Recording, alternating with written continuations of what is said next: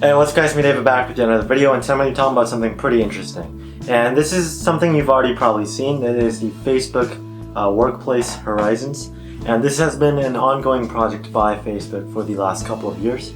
And I wanted to just give you my personal take on it based on Facebook's own press release. So let's get the video started.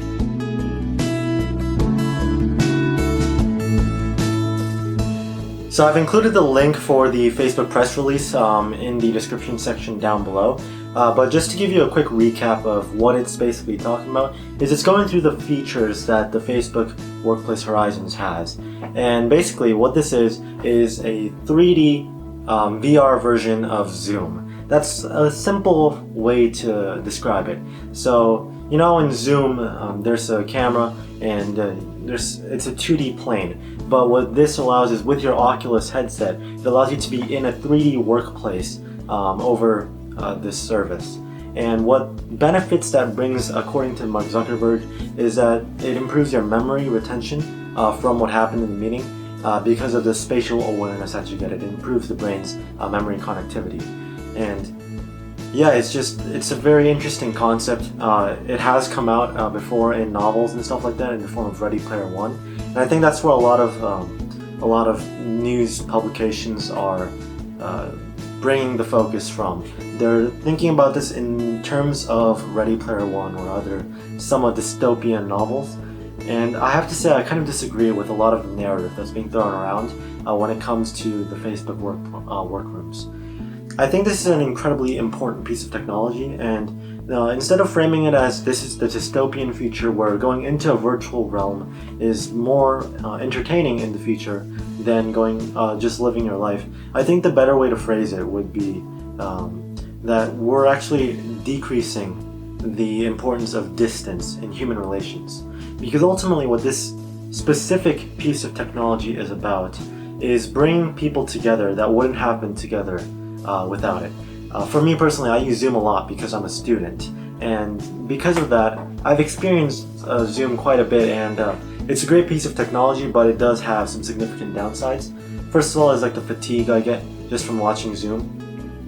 While the VR headsets have a different type of fatigue, the fatigue that I'm talking about, the ones that the Stanford University research study showed, where you get too much feedback from other people's faces at once. You get to see your own face while you're talking, so you're like more self-critical, stuff like that. That kind of stuff doesn't happen because when you're using this workroom type of concept, you're in that environment. At least you're tricking your brain into thinking you're in that environment. You have your physical keyboard that you're typing on is in this VR headset space. You have your computer and everything in your computer, you can access it still, and then you can choose to share your screen. Stuff like that is incredibly functional, and I think it's an incredibly beneficial piece of technology overall. I think just as an improvement over Zoom, this is incredibly beneficial, and I think if Oculus headsets were very widespread across all people, similar to the way a smartphone would be, I think I would definitely use this right away, and I think schools would definitely use this right away. Right now, if you look at the graphics, it's a bit cartoonish. Maybe they leaned into that on purpose, where it's on purpose a bit of a cartoonish graphics, but I think as the power of computers and as the power of the Oculus headset improves over time, the graphics are going to improve dramatically. It's just going to be almost realistic, almost real life.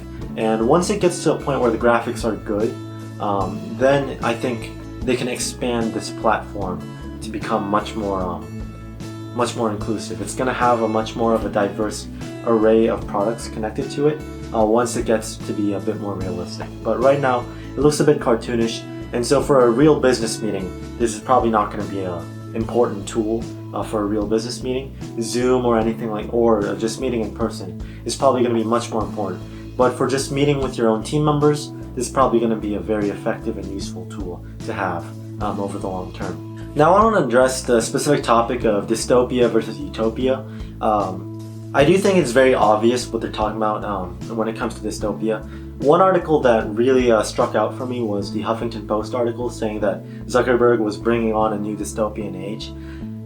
Yeah, I mean, I understand very clearly. It's very similar to 1984 Ready Player One, where it's these very prominent novels are displaying technology similar to this, and where you're entering into this virtual reality. This is more of a Ready Player One than 1984, but we're entering into a virtual reality that's more entertaining, more engaging than real life. And so you're sucked into this virtual reality, and you never really come out of it. In real life, you're like in debt. You have diseases, you have no family members left, stuff like that. But in this virtual simulation, you look like the Hulk.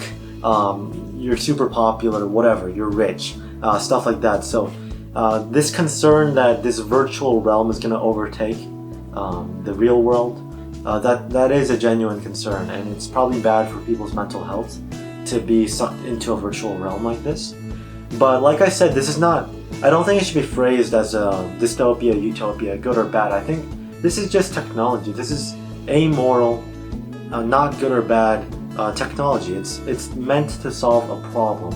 And I don't think Facebook and Mark Zuckerberg are coming out of this saying, okay, we want to design a metaverse that is more entertaining than reality. We want to suck people outside of reality and suck them into the metaverse, only into our metaverse, and make it so you can screw up the world. No, I don't think that's exactly what's happening inside of Facebook right now.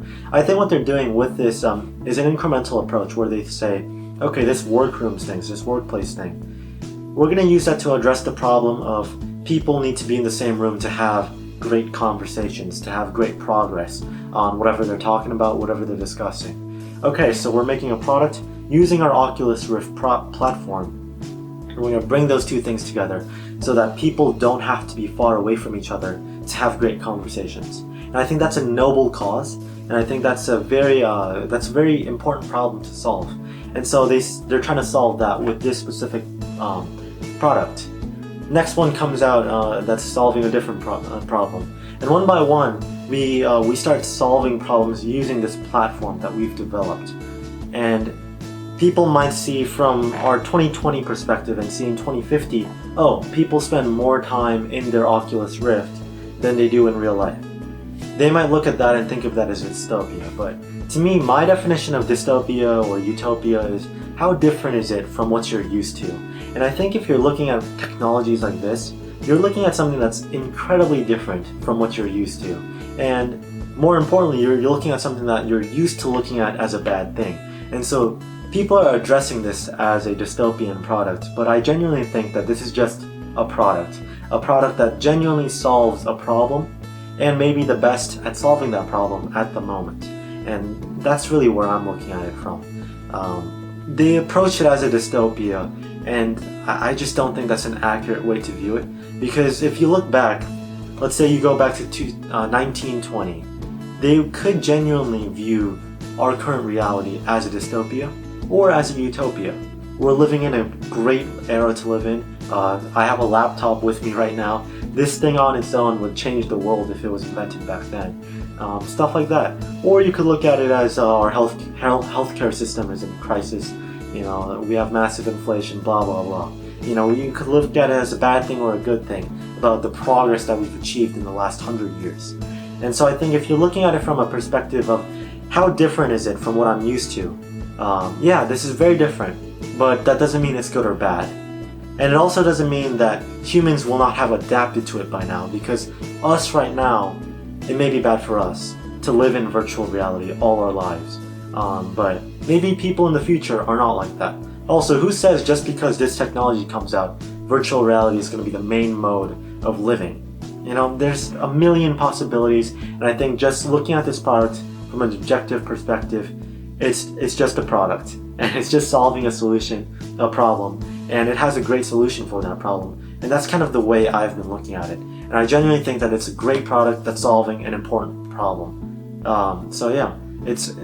I think this is a great first step, and that's kind of where I'm looking at it, and that's my take.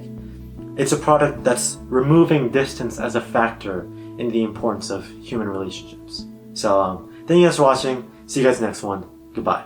And if you guys have any comments, please comment down below. I love to see your comments. Thank you guys for watching, and please click the subscribe button.